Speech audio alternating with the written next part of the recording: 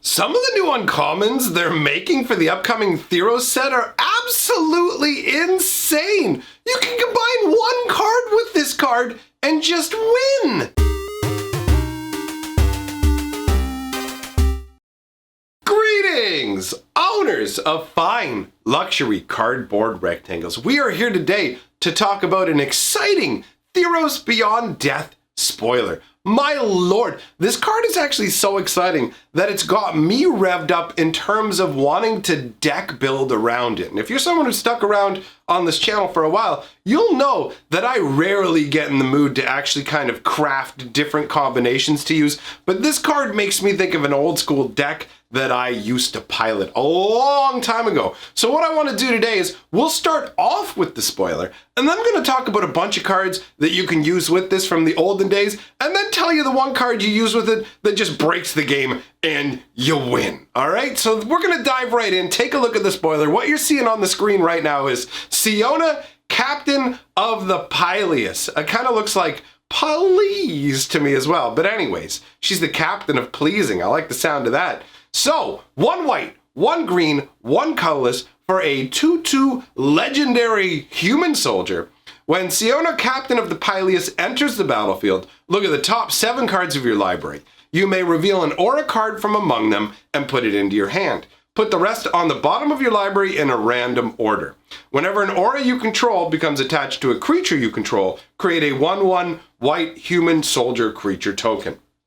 And the artwork depicts clearly these are like Amazonian type beefcake ladies who are ready to bring battle. You've got Siona actually striding. She looks very confident, very tough. At the same time, I kind of feel like this Theros is like Wonder Woman? There's just multiple. If we take a look at that one Elspeth, she kind of looks like with her headdress, they're going for Wonder Woman.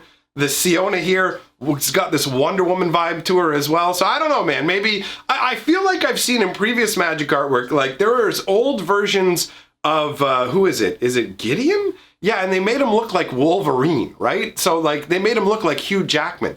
I feel like sometimes the artists may be inspired somewhat by people who are playing roles in movies, drawing them. I don't know if they're told to do this or this is just a side effect, but it's something I feel like I've noticed. As someone who appreciates the magical artworks, it's something that I've noticed. Either way, this piece works really well. You've got Siona striding forwards, you've got the 1/1 soldier tokens that she has created behind her, and then you've got the people with the provisions coming up from the boat. You got the water going off endlessly. I really like this. This is just some boat has just docked. They are departing, heading upwards up a hill. It's very picturesque. It's very nice. So overall, the flavor of this card feels on point. It all ties together quite well. I dig it. The reason that this really started tickling with me is, I mean, first of all, let's talk about how insane the power level of this uncommon is. This is nuts. Like, the fact that you get to generate creatures whenever you attach an aura is one thing, but the fact that she digs 7 cards deep into your library is absolutely insane. Theros has the enchantment concept behind it, where it's very heavily enchantment based. Now, auras are a subset of enchantments, so we're only talking about enchantments that go on other permanents or players in the case of curses. But either way, it is more narrow than just being able to dig for enchantments. But you're digging 7 cards deep. And 7 sounds like a lot when you compare it to the initial 60 cards your deck will be. But by the time that you've cast her, there's probably only about 50 cards left in your deck. And digging 7 deep into a 50 card deck, that's going to give you some options. There are probably going to be very few times that that ability does not snag you an enchantment. And on top of getting the enchantment, you're going to get the bonus creature. So I used to play, way back in the day, a white-green enchantment deck. I absolutely loved it. I thought it was a jank deck that wasn't going to perform very well, but it actually did fairly decent. Now, it was based around Verduran Enchantress and Femerif Enchantress, which are just two. I mean, actually, if you look at Verduran Enchantress by today's standards, it's not a very good card. You got to pay 3 mana for a 0/2, and it lets you draw a card every time you cast an enchantment. That's okay, but by today's standards, it's underpowered for sure. And then you had Femerif Enchantress, which covered the other side of the coin, where it was whenever an enchantment went to your graveyard, you were drawing a card. So basically, I was getting a card draw off of playing enchantments and having them leave play. So there were cards that I put in this deck. This kind of a deck is where I would house Siona, but I would use particular enchantments with her. So I'm going to look at like the old school kind of setup so that I would have used here, because this is what's got me jazzed up about deck building and building around her, because there's some really obvious and awesome choices that can go with this card. One of them is Flickering Ward. Flickering Ward is fantastic. 1 white for an enchant creature aura here that whenever you play it, you choose a color. The enchanted creature gains protection from the color, and pay 1 white, return Flickering Ward to its owner's hand. So first of all, you can give protection from any color for just 1 mana. That is fantastic in its versatility, because unlike having a creature that has a protection color locked in, then you can tailor suit this to your opponent, right? Where it's like, okay, he's playing black. Normally I was playing with pro-red creatures, we got a problem. But with Flickering Ward, it's like, whatever color you're playing, bam, I'll put that down. And as long as they're not playing white, you can actually stack multiple Flickering Wards on a creature. If they're playing 2 colors, you're playing red-green, great, my creature's protection from red and green. You can return the Flickering Ward to your hand to adapt to different circumstances, which is fantastic. Absolutely love this card. And it really boils down to pay 2 mana, cast it on Siona, bounce it back to your hand, you've made a 1/1. So for every 2 mana, you're generating a free 1/1, just off the bat, on top of gaining the protection.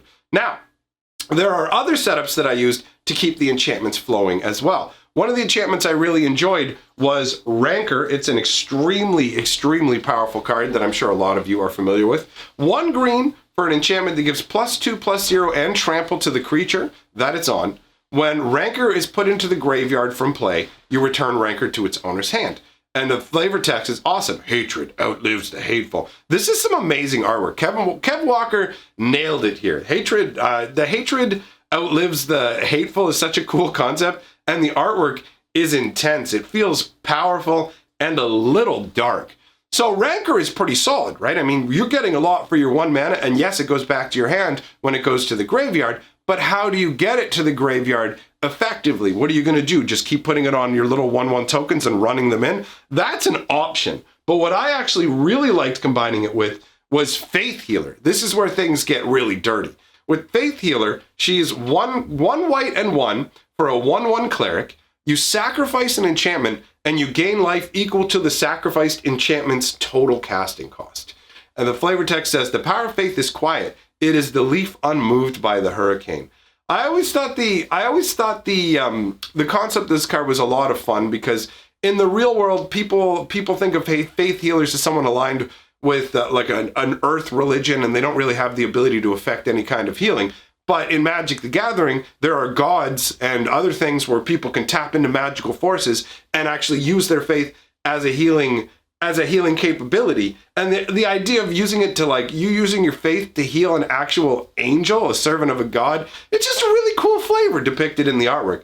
But either way, the life gain here was incidental. Basically what happens is when you have Faith Healer out, if you have Faith Healer out and Siona, what you're going to get to do is cast Rancor on Siona, make a 1/1, then you sacrifice the Rancor, gain a life, put the Rancor right back into your hand, and cast it again. So when you have this set up, basically however many green mana you can spend, that's how many 1/1s you're going to get, and that's how much life you're going to gain. That is pretty solid, you got to admit. Like, that's pretty crazy. And you can add in, for a little more juicy ridiculousness, depending on whatever other enchantments, what other auras you've included for flavor, you can put in Flicker Form. And Flicker Form is it just feels like it's one of those big, dumb, obtuse kind of things to do, where it's just, it moves into the realm of overkill.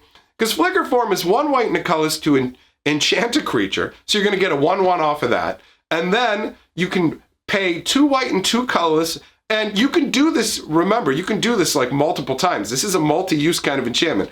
2 white, 2 colorless, remove enchanted creature and all auras attached to it from the game. At end of turn, return that card to play under its owner's control. If you do, return those auras to play under their owner's control, enchanting that creature. So this is a really funky, weird card, where basically what you do is you activate it, you remove the creature, and so you'd remove Siona and every enchantment that's on her. At the end of the turn, They all come back, but first Siona comes back, and then that triggers the enchantments coming back. So they all pile onto her, however many enchantments you already had, and you get a 1/1 for each of them. And that's pretty crazy overall. You could do some big stupid things.